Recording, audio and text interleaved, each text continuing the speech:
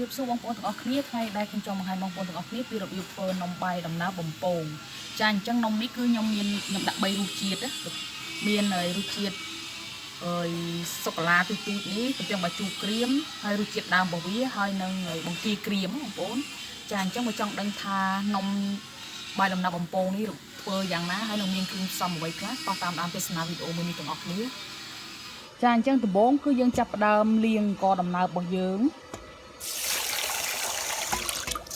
យើងលាងវាឲ្យស្អាតសិនមក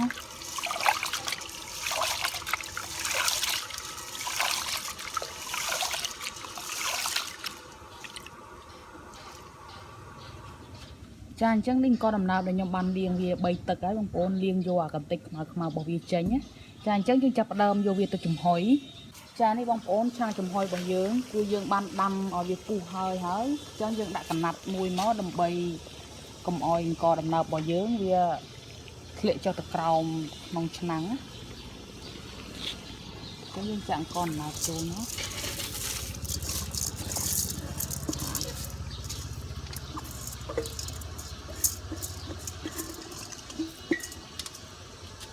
យើងវេចវាស្ដើងសិនមកដើម្បីឲ្យវាឆាប់ឆ្អិនណាដើម្បីវាឆាប់រីកចឹងយើងចំពោះកដំណើបបងប្អូនអាចដាក់តិចឬក៏ច្រើនទៅបើសិនបងប្អូនចង់ធ្វើនំនឹងច្រើនបងប្អូនអាចដាក់ច្រើនទៅពីព្រោះអីយើងអត់បានថ្លឹងចំនួនក្រាមអីថាត្រូវដាក់គ្រឿងប្រមាណអីប្រមាណនេះអានេះគឺយើងត្រូវការតែចំនួននំទេបើសិនបងប្អូនត្រូវការនំច្រើនបងប្អូនដាក់កដំណើបច្រើនទៅអញ្ចឹងយើងគ្របវាចាបងប្អូនយើងចំហុយបានរយៈពេលកន្លះម៉ោងហើយយើងយកមកអ៊ុតមើលថាករបស់យើងវារីកឯនៅចានេះបងប្អូនករបស់យើងគឺរីកល្អហើយអញ្ចឹងយើងបិទទៀសមក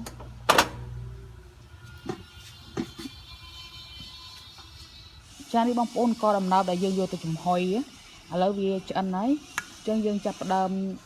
យកវាមកហាលបងប្អូនចាអញ្ចឹងបងប្អូនមានកញ្រោបអីមួយបែបនេះមក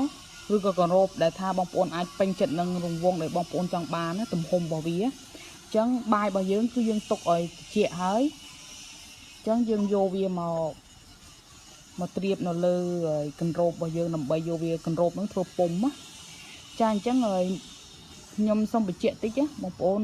កដំណើបដែលយើងបានលាងវាទី3ទឹកហើយយើងយកវាទៅត្រាំរយៈពេលកន្លះម៉ោងទៅ1ម៉ោងដើម្បីឲ្យពេលដែលយើងយកវាទៅចំហុយវាឆាប់ឆ្អិនណាបងប្អូនអញ្ចឹងយើងត្រៀបវាឲ្យណែនណាអញ្ចឹងយើងជ្រលក់ដៃជាមួយទឹកបន្តិចមកដើម្បីស្បេតវាឲ្យវាណែនល្អ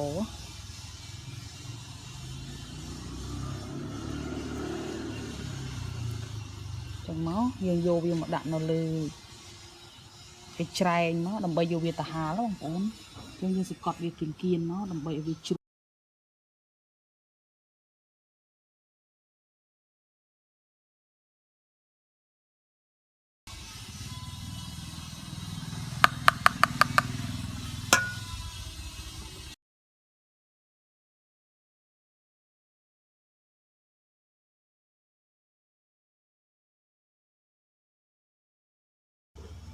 ចានេះបងប្អូនរួចរាល់ហើយអញ្ចឹងយើងយកវាទៅហាលតទៅវាស្ងួតដូចបាយក្រៀមបងប្អូនអញ្ចឹងយើងហាលវាតវាស្ងួត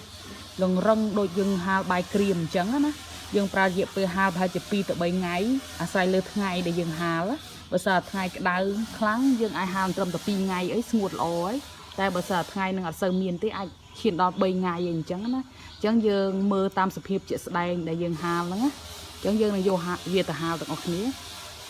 ចានេះបងប្អូនគឺបាយដំណើបដែលយើងបានយកទៅហាលឲ្យវាស្ងួតល្អណាបងប្អូនអញ្ចឹងវារឹងដូចបាយក្រៀមអញ្ចឹងណាអញ្ចឹងពេលដែលហាលស្ងួតអញ្ចឹងវាមានសភាពរឹងខ្លាំងណាអញ្ចឹងយើងចាប់ផ្ដើមយកវាមកបំពងណាអញ្ចឹងយើងដាក់វាហើយយើងចាក់ប្រេងឆាចូលមកដើម្បីបំពងវា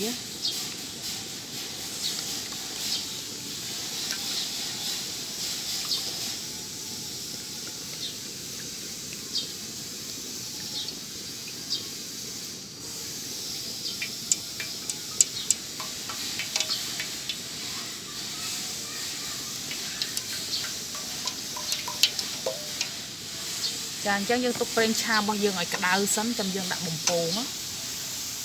ចាអញ្ចឹងបងប្អូនយើងបេះកតិចវាបន្តិចមកដើម្បីចង់សាកខ្លាញ់របស់យើងថាក្តៅហើយនៅចាអញ្ចឹងនេះវាក្តៅបងប្អូនអញ្ចឹងយើងដាក់នំរបស់យើងចូលមកចានេះពេលយើងដាក់យើងសកត់វាឲ្យនៅក្នុងខ្លាញ់បងប្អូនដើម្បីឲ្យធ្វើឲ្យវាឆ្អិនធ្វើឲ្យវាប៉ោង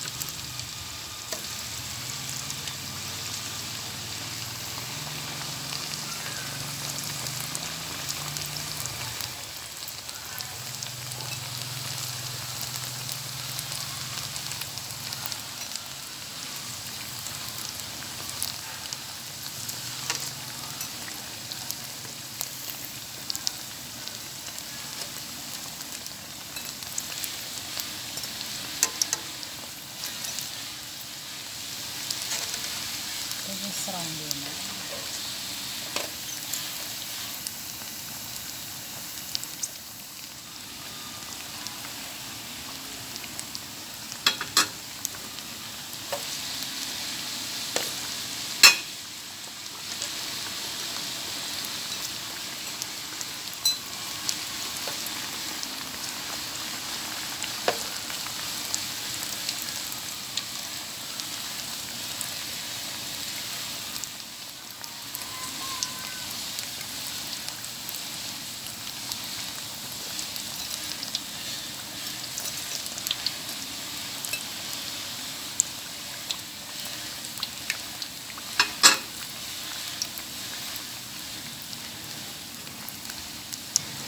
បងប្អូនបន្ទាប់ពីយើងបានបំពងហើយយើងចាប់ផ្ដើមធ្វើស្ករដើម្បីជ្រលក់វាយើងបើកគាសមកអញ្ចឹងយើងមានស្ករក្រហមឬក៏ស្ករត្នោតរបស់យើងហ្នឹងបងប្អូនអញ្ចឹងពេលដែលយើងដាក់គឺយើងដាក់អើយមកល្មមមកយើងយកវាមកស្រោចលើនំរបស់យើងណា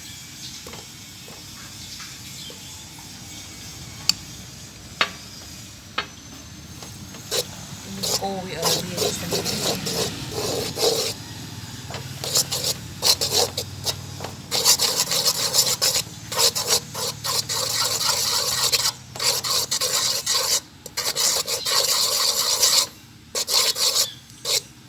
cô vì ở riêu trắng nó bằng cô bây giờ lộ về con địa bàn đấy nhưng bật kia nó như chập đâm chân lụa bằng cô